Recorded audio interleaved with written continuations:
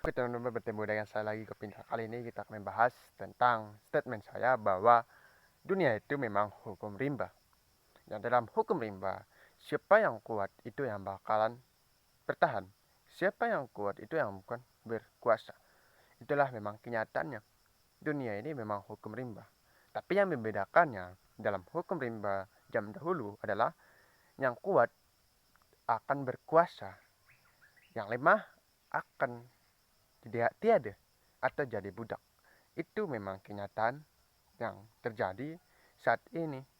Tapi apa yang harus kita perhatikan di sini adalah kita harus tahu bahwa dunia sekarang memang masih berjalannya hukum rimba. Siapa yang kuat, siapa yang lemah. Tetapi yang di sini membedakan adalah kuat di sini itu harus memiliki pengetahuan, knowledge. Itu adalah salah satu pemahaman yang harus kalian pahami. Bahwa memang knowledge itu yang penting, pengetahuan dan memahami bahwa dunia ini adalah siapa yang mengontrol. Ya kan? Kita harus tahu bahwa ada yang kontrol di dunia ini.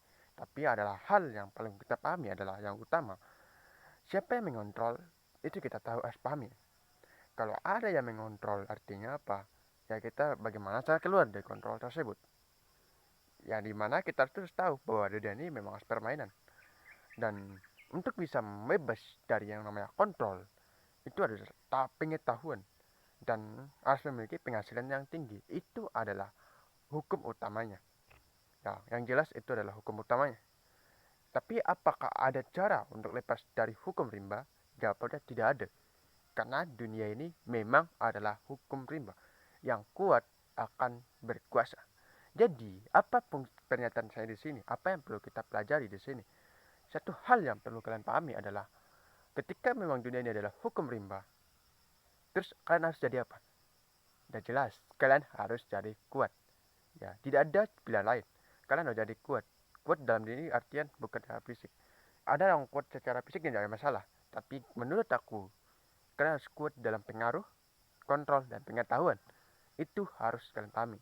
Bahwa dunia ini memang kayak gitu. Siapa yang mengontrol itu adalah orang yang memiliki uang dan kuasa.